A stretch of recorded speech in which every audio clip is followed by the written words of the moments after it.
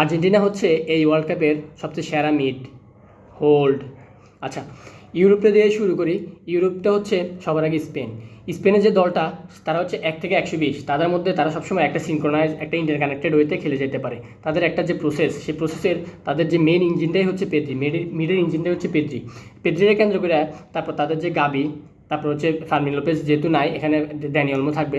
পুরো একটা সিনক্রোনাইজ, আগের থেকে জানাশোনা আছে, নতুন করে জানাশোনার কিছু নাই, তারা নতুন আগে এরকমই। আর তাদের এই স্টাইল ফুটবল খেলার সবচেয়ে যে সিডিএম পজিশনের যে বেস্ট অপশনটা, সেটা অবশ্যই রদ্রি, সাথে জুবিমেন্ডিও আছে। তারা এই সিস্টেমে মানিয়ে নিতে পারবে, আর এই সিস্টেমের জন্যই তারা তৈরি। আর সাথে রয়েছে ফ্যাবিয়ান রুইজ, তাদের ডেপথটা অনেক। এখন তারপরে যদি কোনো মিডরেট বলতে হয়, সেটা হচ্ছে পর্তুগালের মিড। পর্তুগাল আর স্পেনেরটা একটু 19-20 কেন, সেটা আমার কাছে মনে হয়েছে তার এই পর্তুগালের মধ্যে ওই সিনক্রোনাইজ বা ইন্টার কানেকশনটা খুব একটা নাই, যার আন্ডারস্ট্যান্ডিংটা খুব একটা নাই আর কি। মানে যদি সেটা তৈরি করতে পারে, তারা খুবই ডেডলি একটা ইয়ে করবে। আর তাদের ডেপথটাও একটু কম স্পেন থেকে, যদিও বার্নার্ডো সিলভা সেখান থেকে নামবে, দেখা যাক।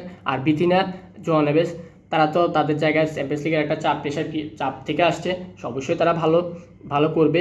আর বিতিনা তো একটু পুরো টেম্পো কন্ট্রোল করে, আর জোয়ান নেভেস পুরো একটা হাইব্রিড লেভেলের এই মিড আর কি, প্রেসের বস, সাথে বল প্রোভাইডার ব্রুনো ফার্নান্দেস।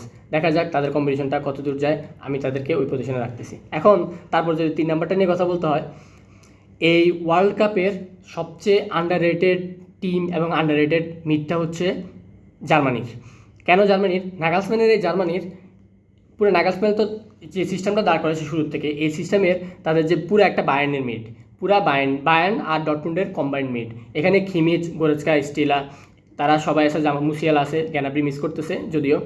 তো ওই সিস্টেমটা পুরো নাগালসম্যান এমনভাবে দাঁড় করেছে। আর তাদের যে দলটা পুরো ফাস্ট পেসিং করতে পারে, কুইক ট্রানজিশনে যাইতে পারে, এই দলটা যে কাউরে ছিঁড়া খাইয়ে দিতে পারে। এখন আপনি যদি তাদের বিরুদ্ধে অ্যাটাক করতে আসেন, তারা কিন্তু আপনারা পুরো একদম পুরো ছিঁড়া খাইয়ে ফেলাবে। কেন খাইয়ে ফেলাবে? তারা পুরো যে ফাস্ট পেসিংটা করে, ফাস্ট পেসিংয়ে তারা পুরো আবার কাউন্টারে যায়। তাদের সেই বড় অস্ত্রগুলো হচ্ছে মিডের এই প্লেয়ারগুলো।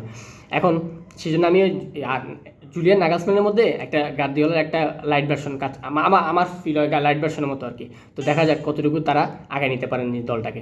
তারপর আমি 4 নম্বর রাখতেছি, আরও একটা আন্ডাররেটেড মনে হতে পারে, সেটা হচ্ছে ইংল্যান্ডের দলটাকে। ইংল্যান্ডের দলটা মিডটাকে একটা ডেডলি মিড। কেন? তাদের যে হচ্ছে ফিজিক্যালিটি, তাদের যে হচ্ছে কালেকটিভ যে টোটাল যে কম্বো হচ্ছে তাদের একদম ডিফেন্স থেকে ফরওয়ার্ড পর্যন্ত তাদের সেটা ফিজিক্যালিটি, ডেক্ল্যান রাইস থেকে শুরু করে বেলিংহাম থেকে শুরু করে তারা, আর সামনে তো তাদের কেইন আছে, যে হচ্ছে মানে এই টিম এই বর্তমানে সবচেয়ে বেস্ট নাম্বার 9।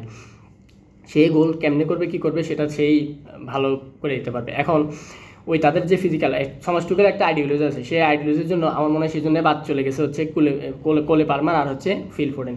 আপনি চিন্তা করেন, দুজন প্লেয়ারটাকে বসায় রাখছে, সেই বসায় রাখার পরে সে কী পরিমাণ মানে তার প্রতি প্রেশার যাবে, কী পরিমাণ সে মানে একটা অবশ্যই এতক্ষণ অলরেডি পাইতেছেও যে সে একটা সমালোচনা শিকার হবে, তাও তার আইডিওলজির সাথে যায় না, সে প্লেয়ারদের বসায় রাখছে কোলে পালমার এবং ফিল ফোডেনরে। কিন্তু তার একটা আইডিওলজি, সে একটু গাত্রা টাইপের তো, গাত্রা টাইপের তো, তার একটা আইডিওলজি আছে, সেই আইডিওলজি অনুযায়ী সে আগে নিয়ে যাবে দলটার। আমার দিকে মানে টোটাল যে কালেক্টিভিটি বা টোটাল যে কালেক্টিভ যে এফোর্ট, সবটা মিলে আমার কাছে 2022-এর আর্জেন্টিনা মিটের মতো মনে হয়।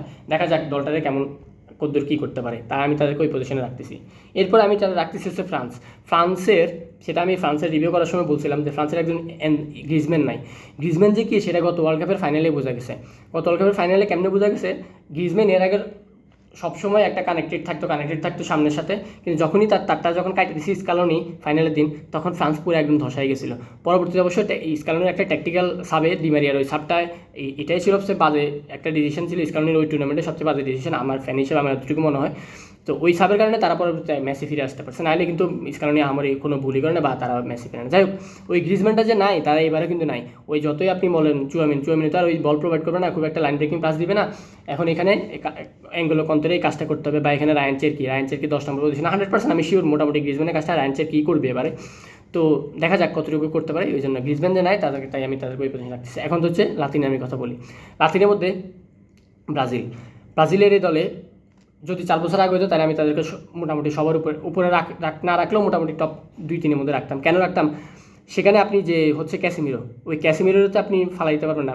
ওয়ার্ল্ডের সবচেয়ে বেস্ট স্টেডিয়াম, আমি বুস্কেটসের পরে আমি তার অবস্থান আমি পার্সোনালি তারা রেট করি আর কি। তো ওই পজিশনে এখন বর্তমানে ইনফর্ম একটা প্লেয়ার বা ভালো প্লেয়ারের মধ্যে আছে হচ্ছে বুনো গুইমেরেস।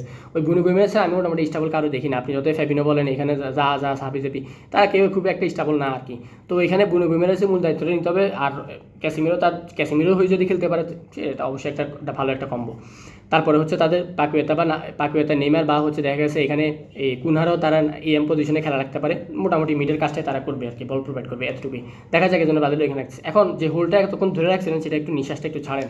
হোলটা হচ্ছে আর্জেন্টিনার যে মিডটা, ওই মিডের আপনি অ্যানজো ফার্নান্দেজ বলেন, ম্যাকালিস্টার বলেন, তাদের কি দল খারাপ করছে, কিন্তু তারা তো ইন্ডিভিজুয়াল প্লেয়ার হিসেবে খারাপ নেয়। ম্যাকালিস্টার একটু হয়তো ডাউন হতে পারে, কিন্তু দলে আসলে সে কতটা কার্যকরী, তার গোল করার অ্যাবিলিটি কিন্তু বাড়ছে। তার এক্সপিরিয়েন্স বাড়ছে। 4 বছর আগে ম্যাকালিস্টার এখন এমন না যে 30 পার হয়ে গেছে, তার মধ্যে সবাই 30-এর নিচে আছে, 26-27 বছর বয়স সবগুলোর বয়স। তো ওই পজিশনে অ্যানজো ফার্নান্দেজ হচ্ছে চেলসি টিমের মিড থেকে সবচেয়ে বেশি গোল করা, সবচেয়ে বেশি অ্যাসিস্ট করা প্লেয়ারটা হচ্ছে অ্যানজো ফার্নান্দেজ। 4 বছর আগে অ্যানজো ফার্নান্দেজ, এখন 3টা কোচ পাল্টাইছে, তাও অ্যানজো ফার্নান্দেজ পাল্টায় নেই। পুরা একদম টনি ক্রুস লেভেলের প্লেয়ার। সে বল প্রোভাইড করে যাবে যদি সে স্পেস পায়। সে তার অ্যাবিলিটি অলরেডি বুঝাইছে, সে কী করতে পারে সেটা সবারই জানা। সাথে হচ্ছে ডিপল। মেসির সাথে যত এমএলএসে যাক, মেসির সাথে সে কানেক্টিভিটি তৈরি করার জন্য গেছে। সে ডিপল মাঠে থাকা মানে হচ্ছে মেসির একটা স্পেস তৈরি হওয়া বা মেসির এই স্পেসটা তৈরি করে দেওয়া, আর মেসির সাথে একটা কানেক্টেড। তো পুরো টেম্পোটা কন্ট্রোল করবে আসলে ডিপল ওই মিডের। তারপরে হচ্ছে ধরুন এখানে যে মানে একটা যে ডেপথ আছে আর্জেন্টিনা, সেই ডেপথটার মধ্যে অবশ্যই লিওনার্দো পারেদেস সেটা অংশ ভালো একটা ফর্মে আছে। তারপরে সেখানে ধরো ভ্যালেন্টিন বার্কো, জুলিয়ান সিমিওনে যে কী করছে বার্সার সাথে যে খেলাগুলো আছে সেগুলো দেখলে জুলিয়ান সিমিওনের অবস্থাটা কী, বা কে জুলিয়ান সিমিওনে সেটা অবশ্যই বোঝা যাবে। দেখা যাক, তারপরে তারা প্রমাণ করতে হবে। এমনি বললে তো আর হবে না, প্রমাণ তো অবশ্যই তাদের করতে হবে। এই হচ্ছে অবস্থা। তারপর অবশ্যই লোসেলসো, যদিও সে সাব হিসেবে নামবে, লোসেলসো মাঠে থাকা মানে হচ্ছে মেসির স্পেস ক্রিয়েট হয়, মেসির জায়গা মতো সুযোগ জায়গা করে নেওয়া। দেখা যাক কতটুকু এই জন্য বলছি যে একটু হোল্ড। তো এই হচ্ছে আমার অবস্থা বা আমার প্রেডিকশন মিডগুলো নিয়ে। সামনে অ্যাটাক নিয়ে আর কথা বলতে পারি, বা আপনাদের কি মতামত সেটা জানাইতে পারেন। এই হচ্ছে, ভালো থাকবেন, সুস্থ থাকবেন।